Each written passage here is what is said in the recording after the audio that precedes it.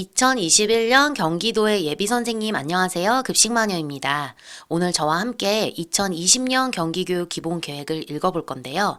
아직 2021년 경기교육 기본계획이 탑재되지 않았기 때문에 오늘은 작년 기준으로 읽도록 하겠습니다. 하지만 코로나로 인해서 여러 가지 상황이 많이 바뀌었기 때문에 제가 첨언해 드릴 내용들은 전부 코로나나 지금 벌어지고 있는 현장 이야기가 많이 담길 겁니다. 그리고 2030 경기 미래 교육에 관해서도 많이 담아서 이야기를 드릴 테니까 귀 기울여 들어주시면 감사하겠습니다. 선생님, 우리는 경기도에 흔히들 시책이라고 말하는 거를 공부하라고 되게 많이 들었는데 왜 이 시책을 공부해야 될까요? 그 이유는 경기도 시책은 경기도 교사의 언어이기 때문입니다. 결국에 우리가 면접관을 만나고 다른 예비 선생님들과 수월하게 소통하기 위해서는 경기도 교육에서 말하는 언어와 철학을 우리의 것으로 받아들이고 소화하고 숙지해야 되잖아요. 경기 교육에서는 결국엔 경기 교육에 걸맞는 사람을 뽑을 수밖에 없으니까요. 그래서 오늘 2020년 경기교육 기본계획을 읽어보도록 할 건데요. 다음 장 넘겨주시면 목차가 나와 있죠. 그런데 이 목차를 그냥 넘기지 마시고 이 목차를 암기해 주시면 좋아요. 이 목차만 암기하셔도 오늘 공부의 60%는 하신 거나 다름없어요. 왜냐하면 이게 결국에 뼈대가 되어서 선생님 머릿속에 그림이 그려지게 되면 앞으로 어떤 주제의 이야기가 나와도 그 정책은 행복한 배움에서 온 정책이구나. 학교 자치를 위한 정책이구나. 라는 것이 나오거든요. 그래서 오늘 목차를 한번 볼 건데 로마자 1번으로 되어 있는 경기교육 방향이라고 되어 있죠. 방향은 화살표잖아요. 그런데 이게 방향성에서 그치는 게 아니라 사실 1번에서 이야기하는 것은 도착지라고 볼 수 있어요. 결국에 경기도에서는 교육을 한다는 것이 무엇을 의미하는가라는 것이 경기교육 방향이고 이것은 세 가지 키워드로 정리가 되는데 뒤에도 나오겠지만 학생, 현장, 혁신이에요. 학생과 현장이 중심이 되는 교육을 하여서 혁신을 이루겠다라는 것이 경기교육의 방향입니다. 결국에 도착지가 되는 거죠. 그러면 내가 어딘가로 도착을 하려면 방법이 필요할 거 아니에요. 그 방법을 나타낸 것들이 바로 로마자 2번이 되는 거예요. 경기교육의 정책 4가지를 통해서 내가 경기교육의 도착을 여기에 하겠습니다라는 겁니다. 그래서 정책 1은 행복한 배움, 학생들이 행복한 배움이겠죠. 정책 2는 학교 자치, 이거는 민주성이랑 관련이 있는 거예요. 정책 3은 안전한 학교. 물리적으로 안전한 것도 안전한 학교지만 물리적인 것뿐만 아니라 우리가 배움에 있어서도 소외되지 않고 학습 안전망이 잘 구축이 돼 있다라고 하면 우리가 그걸 안전한 학교라고 하잖아요. 그런 것들을 하는 것이 정책 3이고요. 정책 4에서는 교육행정 혁신을 하겠다라는 건데 결국에 한마디로 정책 4는 하향식이 아니라 상향식으로 가겠다. 밑에서부터 가겠다. 현장에서부터 가겠다라는 것이 정책 4번입니다. 그리고 로마자 3번에 경기교육 정책별 세부적 과제가 있는데 이거는 경기교육 정책들을 더 구체적으로 어떻게 실현하겠다라는 거를 나타낸 것이 바로 15쪽부터인데 여기서부터는 같이 읽지 않고 공부 방법을 알려드릴 거예요. 그 이유는 뒤에서 밝히겠습니다. 이쪽을 펴주시면 경기교육은 이라고 나와 있지요. 학생과 현장이 주도하는 혁신교육으로 라고 나와 있어요. 학생과 현장이 주도하는데 이게 혁신이라고요? 그 말은 무슨 뜻입니까? 여태까지는 학생과 현장이 주도하지 않았다는 뜻이죠. 그래서 얼마 전에 진행된 2030 미래교육 포럼에서요. 이제 3주 전에 진행된 건데 한 초등학생이 나와서 이렇게 이야기했어요.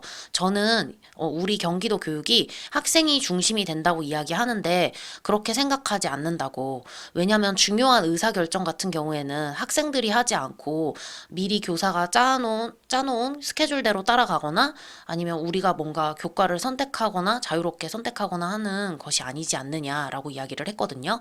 그리고 나서 덧붙여서 얘기했던 게 그 친구가 교장 선생님에게 학생회에서 직접 의견을 전달하는 경우는 많더라도 우리 한 사람 한 사람이 그분 교장 선생님이나 좀 의사결정권자들에게 의견을 전달하는 게 쉽지 않다.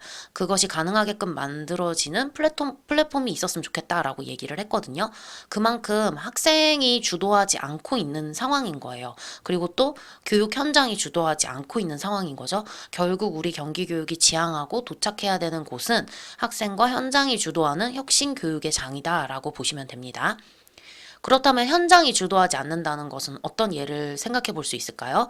이번 코비드19가 터졌는데 일선의 교사들은 사실 네이버 공문이라는 우스갯소리가 나올 만큼 여러 가지 지침 사항이나 뭐 수업을 어떻게 할지 말지 아니면 학생들이 등교를 할지 말지를 등교 전날 인터넷을 통해서 기사를 통해서 접해야 했었잖아요.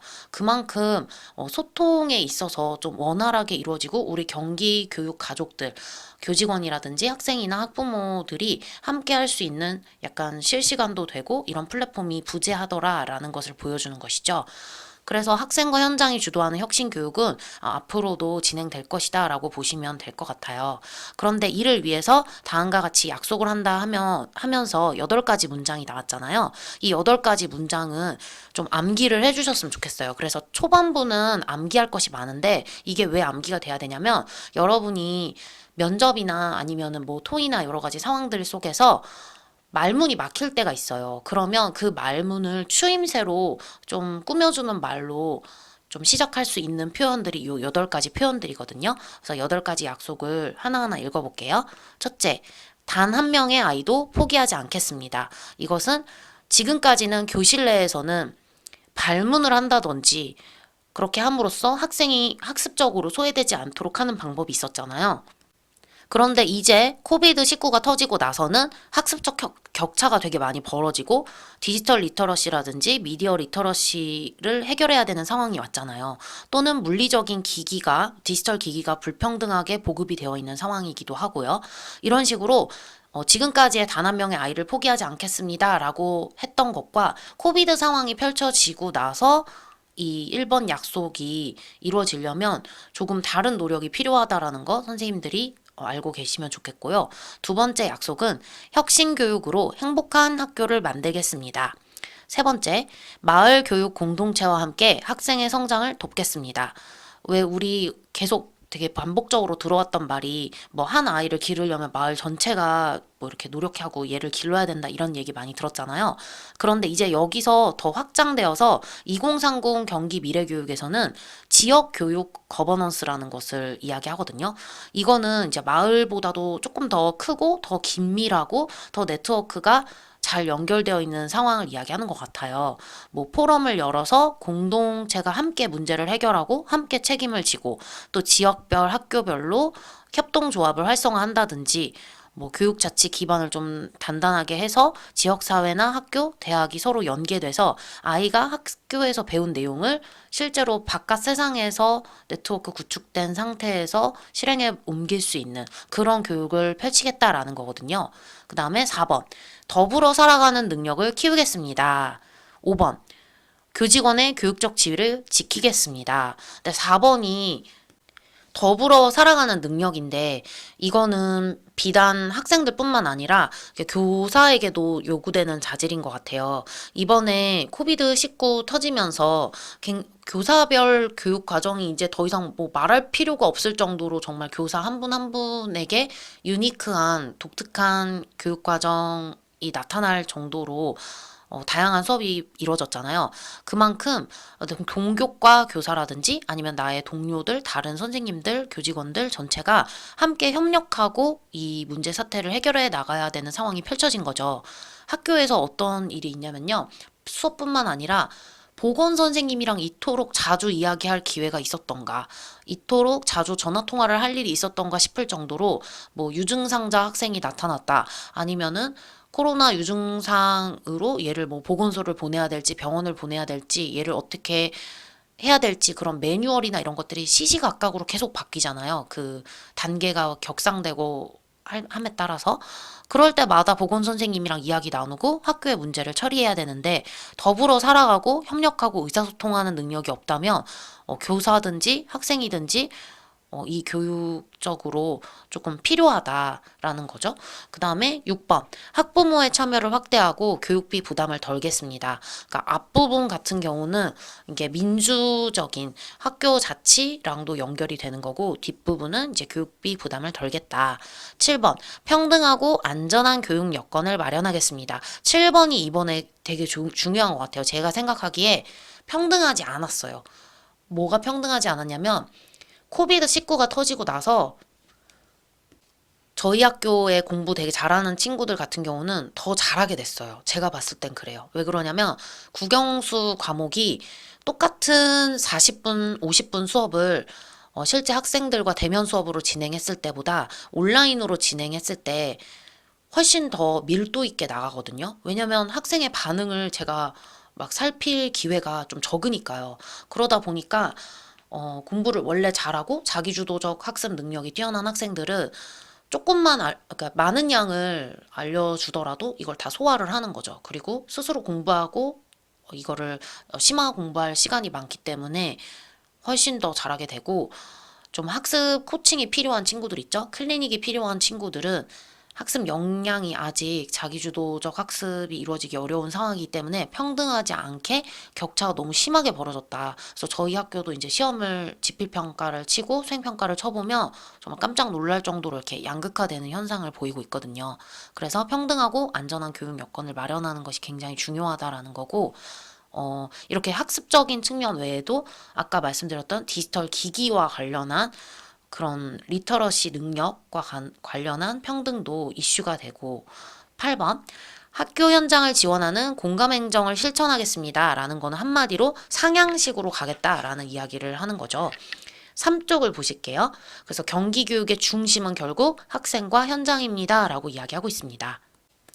학생 중심 교육은 협력, 창의, 자율, 생태, 도전의 가치를 기반으로 학생이 배움의 주체가 되어서, 그러니까 선생님이 지식 전달자가 되는 게 아니라 학생 스스로가 배움의 주인공이 되는 거죠. 즐겁게 배우고 더불어서 친구들과 함께 성장하며 삶의 문제를 능동적으로 해결하는 역량을 기른다. 그런데 해결하기 전에 이미 뭘 해야 돼요? 삶의 문제를 스스로 찾고 이게 문제였네 라고 깨닫는 것도 사실은 이 아이가 배움이 일어난 거죠. 발견하고 또 그것을 능동적으로 해결하고 또 책임질 수 있는 그런 교육을 지향한다. 현장 중심 교육이라는 것은 공공성과 평등성의 가치를 기반으로 적극적 지원 행정을 통해서 학교 자체를 구현하고, 그리고 이 말은 뭐예요? 결국에 학교 자체를 구현한다. 각 학교에 맞는 그 학교 주체들이 각 학교 상황에 맞는 그런 자치를 하겠다, 운영을 한다 라는 거죠. 그리고 마을과 함께 교육 생태계를 확장하여, 즉 그 학교가 처한 환경 속에서 모두가 교육에 참여하여 학교가 행복한 배움의 공간이 될 수 있는 교육을 지향하겠습니다 라는 거죠. 4쪽을 보실게요. 학생과 현장이 주도하는 혁신교육, 새로운 시대를 여는 경기교육이 이를 위해서, 이렇게 세 가지 키워드, 학생, 현장, 그리고 혁신이었죠. 요 세 가지를 위해서, 목적지를 위해서 네 가지의 정책을 펼치겠다는 것이죠. 행복한 배움을 하겠대요. 모든 학생이, 소외되지 않은 모든 학생이 삶의 가치와 의미를 스스로 발견하고, 나는 왜 사는가, 나의 삶의 의미, 내 스스로의 나만의 의미를 찾고 성장할 수 있는 교육을 행복한 배움으로 실현하겠습니다. 2번, 학교 자치. 학교 구성원 모두가 참여와 소통으로 함께 결정하고 책임지는 학교 자체를 구현하겠습니다. 2번에서 나올 면접 문제들은요, 선생님이 생각하셔야 될 부분은 how예요, how. 학교 자치가 좋은 건 누구나 알아요.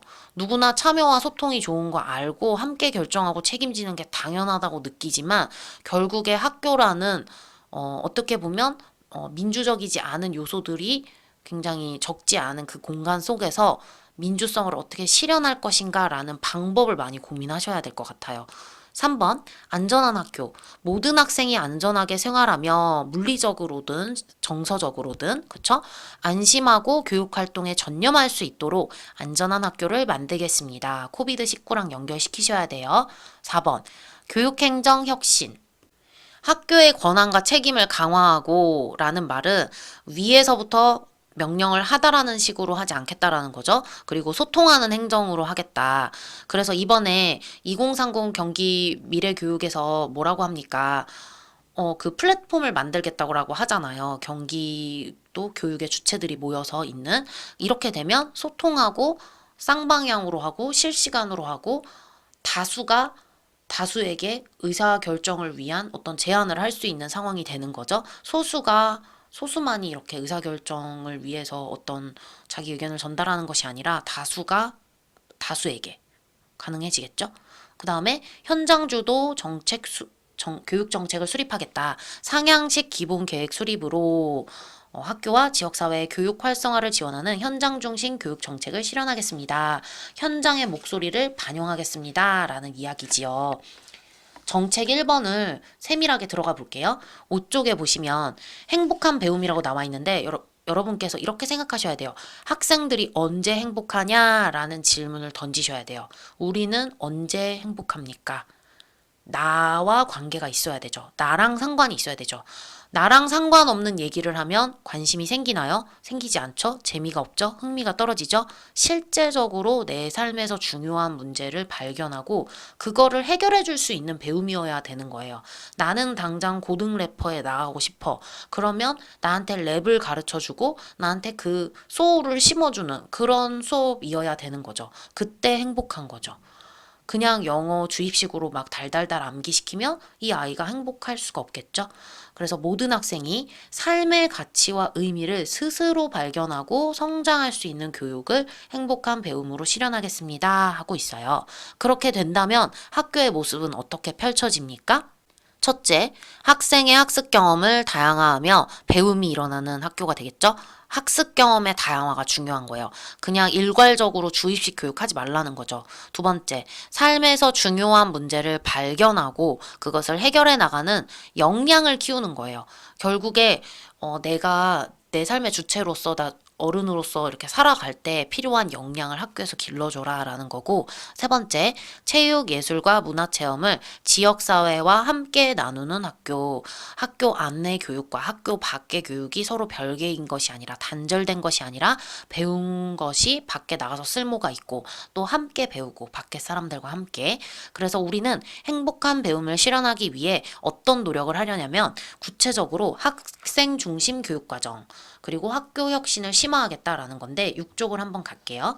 6쪽 가서 학생 중심 교육과정부터 보면 이게 세 가지로 또 나뉘잖아요. 그러니까 처음에 공부하실 때 어떻게 공부해야 되냐면 우리가 목적지가 있고 방법이 있습니다. 그리고 그 방법을 더 구체화시킨 세부 과제들이 있습니다. 라고 처음에 큰 목차를 짰죠. 그러면 정책 1번 행복한 배움에서는 두 가지로 또 다시 크게 나뉘는 거예요. 학생 중심 교육과정이랑 학교 혁신 심화로 두 개로 이렇게 딱 쪼개진다라고 공부를 하시는 거죠. 학생 중심 교육과정은 다시 어떻게 쪼개져요? 다시 세 갈래로 쪼개지죠? 그게 바로 학생 주도 학습 강화, 교육과정 다양화, 세 번째는 진로 직업 교육 강화. 처음에는 이걸 외워야 돼요. 처음에는 이걸 외워서 뼈대를 딱 만들고 나면 나중에 세부적인 어떤 정책들 있잖아요. 내가 이런 프로젝트 활성화를 하는 어떤 정책을 펴겠습니다 하면, 그것은 뭐예요? 행복한 배움을 위해서 방법적으로는 학생 중심 교육과정을 하는 거고, 학생 주도 학습을 강화하기 위해서 프로젝트 활동을 활성화하겠구나, 라고 들어갈 수 있는 거죠. 그래서 뼈대를 외우는 게 굉장히 중요하다. 선 암기, 후 이해. 그래서 일단 암기를 좀 하셔야 돼요. 학생 주도 학습 강화로 다시 들어갑니다. 역량 기반 교육 과정을 짠다. 배움 중심 수업 많이 들어보셨죠? 성장 중심 평가. 저보다 선생님들이 더 잘 아실 거예요. 프로젝트 활동을 활성화하고 학생 주도 체험 학습을 한다. 근데 여기서 말하는 학생 주도 체험 학습은 학생이 주도적으로 참여한다 정도가 아니라 아이들 스스로 체험 학습 하고 싶은 것을 미리 짜는 것에서부터 얘들이 하는 거죠. 그리고 두 번째, 교육과정을 다양화할 건데 특색 있게 운영을 할 거다. 그래서 실제 지금 학교에서도 예산 같은 거 하면은 이제 이름 자체가 특색 있는 빛깔 있는 교육이었나? 아무튼 그런 식으로 특색 있는 선생님들 나름의 교육과정을 운영하기 위해서 필요한 물품이나 이런 재료나 이런 것들이 있다면 예산 신청해라 이렇게 하고 있거든요. 그리고 성장 배려 학년제는 이거는 이제 제가 조사해 보니까 초등이나 이런 학교급 전환기 학생을 위주로 한 거더라고요. 그리고 자유학년제를 내시로 하고 고교학점계 기반을 조성한다라고 나와 있는데 이제 실시를 지금 하고 있죠. 그리고 이것도 좀 많이 생각해 봐야 될 게, 저희 학교 같은 경우에는, 그러니까 저희뿐만이 아니라 되게 많은 학교들이, 지금 되게 조심스럽게 말씀드리는 이유가, 처한 상황이 다 달라요. 그러니까 아이들이 선택을 정말 뭐 한 사람이라도 하는 과목을 열어줄 거냐. 사실 이거는 철학이나 교육 철학이나 아니면 그 학교가 처한 상황, 환경이랑 되게 많이 밀접하게 연관돼 있는 거잖아요. 그래서 이 고교 학점제도 얼마나 아이들이 선택할 수 있느냐에 따라서 되게 양상이 다르게 펼쳐질 것 같거든요. 그래서 요거는 또 다음 기회에 읽어보도록 하겠습니다. 그 자료를.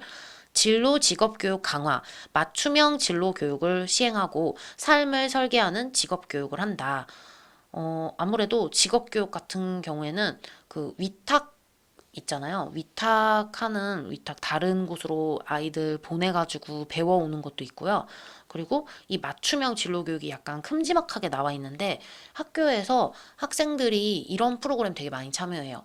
뭐 주변 내가 무슨 땡땡시에 산다 이러면은 그 내가 살고 있는 시도에 계시는 어떤 직업군의 선생님들이 오시는 경우 굉장히 많고 실제 체험 같은 거 해보고 만약에 코딩 하시는 분이다 하면은 그 선생님이 미리 다 준비를 해오세요. 그래서 애들이 뭐 인터넷이나 아니면 뭐 핸드폰 앱을 이용해가지고 그 수업을 따라가고 자기가 선택한 수업을 듣도록 하는 거죠. 그런 활동들이 많이 이루어지고 있고 학교 혁신 심화를 가볼게요. 혁신교육 지역화라고 나와 있죠. 혁신학교 확대하고 발전하겠다. 성장하는 마을교육 공동체, 학교와 지역사회의 협력을 강화한다.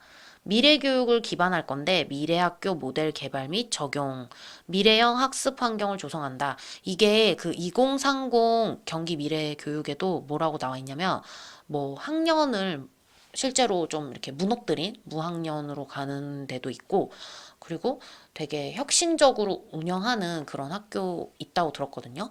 그리고 다문화적인 교육? 어떤 학교냐면 시흥의 군서 미래 학교였나? 그 학교는 원래 제가 어떻게 듣기로는 군서중학교가 이렇게 바뀐 거라고 들었는데 그 학교는 학생들이 뭐 3개 국어 이상이었나?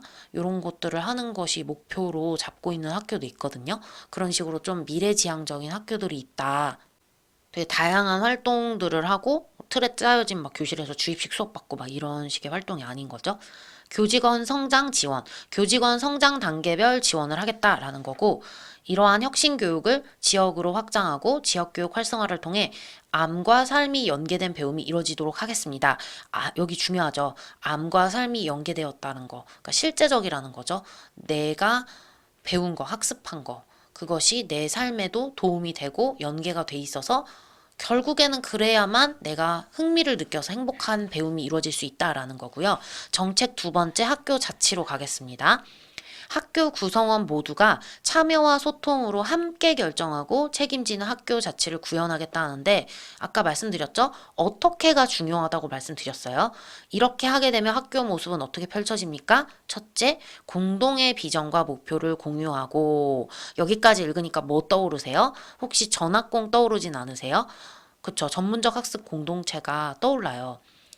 저희 같은 경우는 이 전학공에서 뭐 수업 공개하기도 하고요. 그리고 토론 협의에 약간 어떤 주제를 놓고 같이 이야기하는 시간을 갖기도 하고 또 다른 선생님을 모셔오기도 해요. 다른 학교나 전문가 선생님을 모셔서 되게 소규모로 그 연수를 듣는 적도 있고요. 이런 식으로 이루어지는데 이게 어찌 보면 이제 의무화된 거죠. 예, 의무화됐기 때문에 이게 내실화하는 것도 되게 중요한 것 같아요. 이게 수박 겉핥기 식으로 아니면 그냥 모양새만 좋게 협의회다, 뭐 이름만 예쁘게 토론회다, 아니면 뭐 연수다 이런 게 중요한 게 아니라 수업도 공개하는데 사실 수업 공개를 막 기꺼이 하고 싶은 사람은 없잖아요. 거의 안 계실 거잖아요. 엄청 민망하기도 하고 근데 정말 내가 원해서 나의 발전, 선생님과 학교의 발전 이런 것들을 위해서 참여하게 하게끔 하는 내실화할 수 있는 방안을 선생님들께서 한번 생각을 해보시면 좋을 것 같아요. 그리고 이것이 온라인 공간 안에서 이루어질 수 있는 것도 생각하면 좋겠죠? 그리고 민주적 학교 문화를 조성하는 학교다. 2번, 학교 운영에 함께 참여하고 결정하고 보니까 뭐가 떠올라요? 학운위가 떠오르죠? 학교 운영위원회가 있잖아요.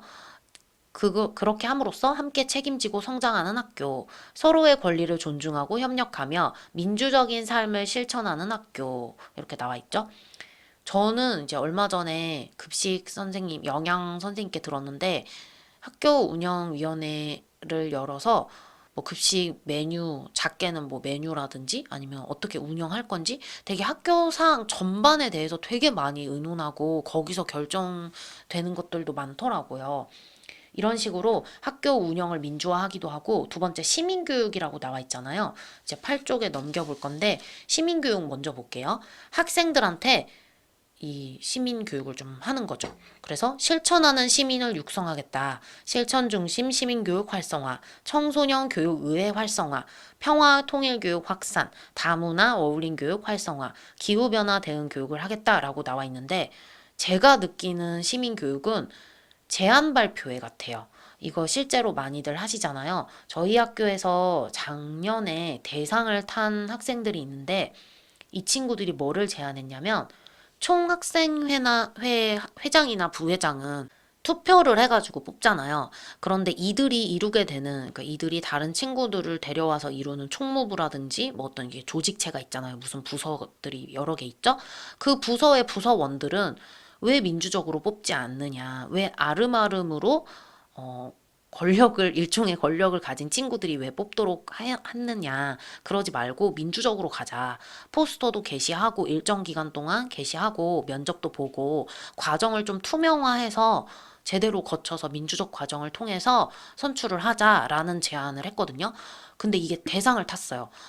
결국 학교에서 이 제안을 받아들여서 실제 바로 올해부터죠? 예, 그 학생들이 제안한 대로 시행을 했어요. 이것이 진짜 시민교육이 아닌가. 그래서 학생들이 자기 의견을 내고 그 의견이 사회에서, 학교에서, 지역사회에서 받아들여져서 이게 시행이 될 때 이것이 실천하는 시민으로 육성하게 되지 않을까 싶습니다. 그리고 학교 운영의 민주화를 또 볼게요. 이게 이벤트성으로 끝나지 않으려면 어떤 학교 문화 조성에서 딱 끝나는 게 아니라 이제 제도화가 되어야 되는데 일단 문화를 조성해야 된대요. 민주적 소통과 관계를 회복해야 된다. 라고 나와 있죠. 그리고 인권 존중 문화 확산, 교권과 교육활동 보장, 여기 뭐 관계 회복이라든지 인권 존중을 해라 이런 것들이 얼마 전에 어떤 공문이 왔었냐면 갑질 예방? 갑질하지 말아라. 특히 권력이 있는 사람이 이제 아랫사람에게 부당한 대우라든지 업무 지시나 아니면 업무에서 배제하는 등의 그런 행위를 하지 말아라 라는 것도 어찌 보면 좀 관계를 회복하고 수직적인 그런 관계가 아니라 수평적으로 가자라는 거겠죠. 학교 자치 시스템을 강화하겠다. 학생 자치를 내실화하고 교직원 학교 운영 및 정책 참여 확대를 하겠다. 학교 참여 확대. 교육 공동체의 존엄과 소통을 기반으로 한 학교 자치 경험을 통해서 실천하는 시민으로 성장하도록 지원하겠습니다. 라고 하는 것이 지금 우리가 정책 두 번째로 읽은 학교 자치가 되는 것이에요. 정책 세 번째는 안전한 학교죠. 그런데 아까 말씀드렸다시피 교과든지 진로든지 무엇이든지 간에 학습 안전망 구축해야 되고 또 맞춤형으로 어떤 컨설팅이 이루어져야 되는 거예요. 그러니까 제가 느끼기에 학습에서의 공백이 생긴 것도 정말 큰데 진로 공백도 만만치가 않아요. 그러니까 대면 교육을 했을 때는 애들이랑 얘기도 많이 하고 또 체험도 많이 할 수 있고 실제 아이들이 체험 학습도 갈 수 있고 여러 가지로 자기 진로에 대해서도 생각할 수 있는 기회가 많은데 교과도 그렇고 진로도 그렇고 이런 컨설팅을 해줄 수 있는 기회가 너무 없다라고 느끼고 또 디지털 격차도 굉장히 크죠. 그러다 보니까 안전한 학습망을 구축하는 데 좀 어려움이 있어요. 학기 초에 조사를 하긴 했어요. 전수조사를 했어요. 담임 선생님들이 각 반의 아이들이 캠이 있다 없다. 근데 그 카메라의 기준이 핸드폰에 카메라 달려 있으면 그 아이는 캠이 있다라고 본대요. 그래서 지원을 안 해준 거예요. 근데 이게 제가 좀 느끼기에 좀 그런 게 어떻게 아이들이 1교시부터 7교시까지 일주일 내내 핸드폰 그 작은 화면을 보고선 있을 수가 있겠어요. 그래서 약간 좀 의아했던 경우가 있었고 블렌디드 수업을 이제 우리가 하잖아요. 대면 수업 했다가 온라인도 했다가 와리가리 하고 하는데 이때 과연 어떤 식으로 소규모 맞춤형 지도를 지속적으로 이어나갈 수 있는가라는 문제가 있어요. 이게 뭐냐면 제가 이번에 방과 후 수업을 맡았는데 약간 학습적으로 어려움을 겪는 친구들이 몇 명 있었거든요. 근데 이 친구들은 확실히 대면 수업을 했을 때 더 집중이 잘 되고 좋아해요. 그런데 온라인 수업, 줌 수업으로 했을 때는 너무 힘들어 하더라고요. 왜냐면 온라인 주간에 온라인으로 다시 방과 후를 듣는 거예요. 그럼 이 친구는 1교시부터 7교시까지 온라인 수업 듣느라고 이미 지쳐 있는데 8교시인 거죠. 8교시에 영어를 또 이 줌으로 또 들어버리는 거죠. 그럼 누군들 그걸 버텨낼 수 있겠어요. 그러니까 이 친구들에게 안전한 학습망을 구축해주기 위해서 블렌디드 수업으로 어떻게 이거를 다음 연도죠. 2021년도를 맞이할 수 있을까 고민을 좀 해봐야겠어요. 그래서 모든 학생이 안전하게 생활하며 안심하고 교육활동에 전념할 수 있도록 안전한 학교를 만들겠습니다. 라고 하는 안전한 학교 정책 3번. 이렇게 되면 학교의 모습이 세 가지로 펼쳐집니다. 첫째, 단 한 명의 학생도 교육에서 소외되지 않고 배움에 평등하다. 2번, 교육 공동체가 건강하고 안전하게 생활하는 학교를 만들겠다. 3번, 다양한 위기 상황에서 문제를 해결하는 힘을 기르는 학교. 우리 지금 코비드19로 굉장히 안전에 위협이 되는 상황이 펼쳐졌잖아요. 이런 때에 어떻게 하면 우리 공동체가 위기 상황이 펼쳐져도 전염병이라는 이 위기 상황 속에서 교육 활동을 이어나갈 수 있는가라는 거. 그걸 또 고민해야겠죠. 그리고 이것을 실현하기 위해 우리는 안전한 학교를 실현하기 위해 다음과 같이 노력하겠습니다. 교육 복지 강화할 거고요. 건강한 교육 환경을 조성하겠습니다. 라고 나와 있죠. 그래서 구체적인 방법들은 바로 뒤에 나와 있는 10쪽에 나와 있습니다. 교육복지 강화와 건강한 교육환경 조성으로 갈게요. 일단 먼저 교육복지 강화, 학습 안전망을 강화하겠다, 기초학력을 보장하겠다라고 나와 있는데 지금 현장에서는요, 이걸 보장하기 위해서 기초학력이 좀 부족한 친구들을 모아다가 방과 후의 형태로 수업을 진행하기도 하고요. 그리고 얘네들을 데리고 현장 학습, 이렇게 현장 체험 이런 것들을 떠나기도 하거든요. 체험 학습을 떠나서 여러 군데 다녀서 얘네들한테 어떤 친구들이랑 함께 어울리면서 좀 학습을 할 수 있는 기회를 제공한다든지 이런 프로그램들이 있고, 학업 중단 예방 지원을 해주고 대안교육 지원을 강화하고 평생학습을 지원한다. 교육격차 해소, 특수교육 지원을 확대한다. 교육복지 정책을 내실화한다. 라고 나와 있죠. 제가 아까 말씀드렸다시피 아쉬운 건 좀 사각지대랄까? 뭐 카메라도 지원을 없으면 해주겠다라고 해놓고선 핸드폰 카메라도 카메라로 인정을 해버리면 그러면 지원을 받아야만 하는 상황인 친구가 받지 못하는 경우가 있고, 또 두 번째는 이미 온라인 수업이 진행이 됐어요. 그런데 한 발짝 늦게 이미 진행하고 있는데 내 돈으로 이미 썼는데 뭐 이런 거죠. 썼는데 이제 지원해 준다라든지 그렇게 늦게 지원해 주는 경우가 굉장히 많았다. 이게 학생뿐만 아니라 교사에게도 마찬가지예요. 선생님들이 이미 태블릿 사셨어. 다 몇십만 원, 100만 원, 150만 이렇게 들여서 이것저것 다 사시고 거금을 많이 쓰셨어요. 그런데 몇 달 후에 이제 예산이 내려오는 거죠. 그러면 그럴 때 이거 참 깝깝하구나라는 생각이 들죠. 두 번째, 건강한 교육 환경을 조성한다. 생활 속 건강 교육을 내실화하겠다. 그래서 지역 연계해서 G 스포츠 클럽 운영을 지원한다. 선생님들한테 자발적으로 이거 운영하실지 참여하실지 물어보는 쪽지가 와요. 쪽지가 와서 신청하실 분은 신청하라, 뭘로 하겠다라는 거를 신청해라라는 게 오고, 그리고 실천 중심 건강 보건 교육을 강화한다. 뭐 예를 들면 CPR 교육, 이렇게 심폐소생술 교육이라든지 아니면 소방 훈련 같은 거 직접 오시기도 하셨거든요. 코비드 이전에는 그렇게 하셨어요. 그런데 소방관 아저씨가 확실히 와주셔가지고 여러 학교 시설 투어 해주시고 실제로 뭔가 다 해볼 수 있게 해주시니까 기억에 많이 남았는데 지금은 이제 또 코비드-19 때문에 안 되잖아요. 그래서 제가 생각해 본 게 혹시 이거를 VR로 가상 체험을 하면 어떨까?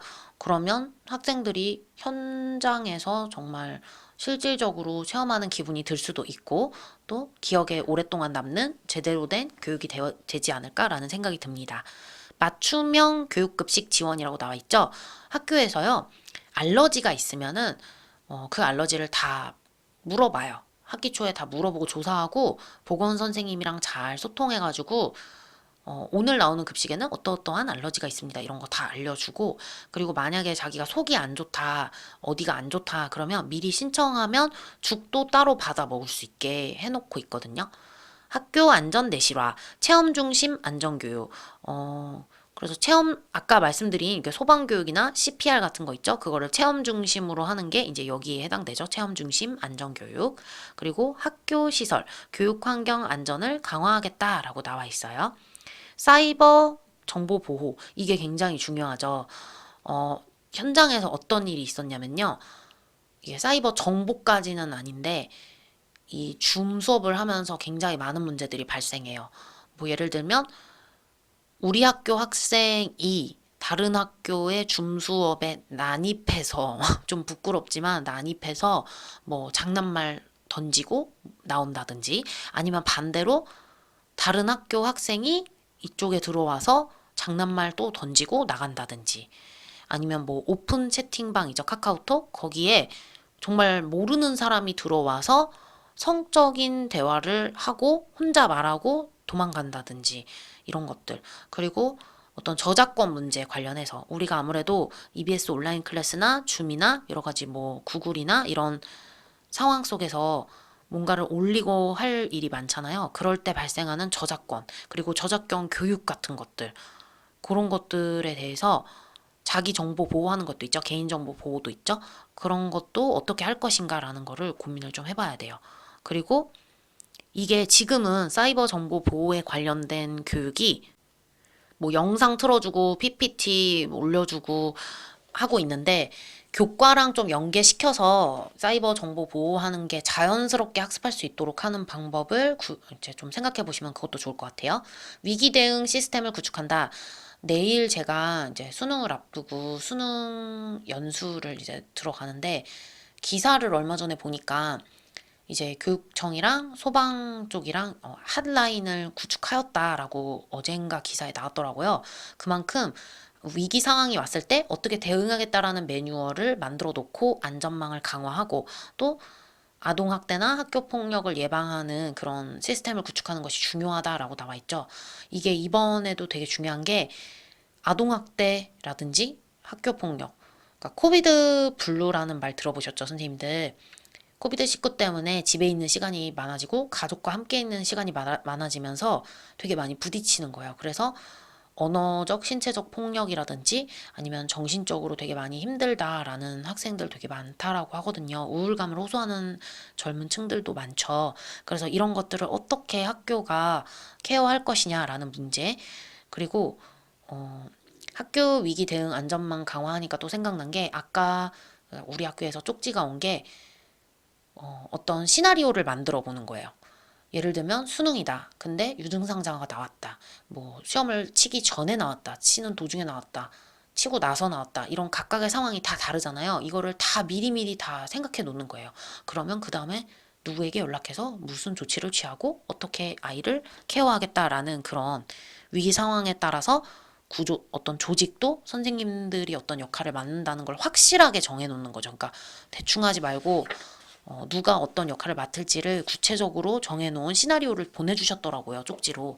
그래서 수능날 이렇게 대비해라 라고. 교육행정 혁신이 나와 있죠? 학교의 권한과 책임을 강화하고 소통하는 행정으로 학교를 지원하도록 교육행정을 혁신하겠습니다.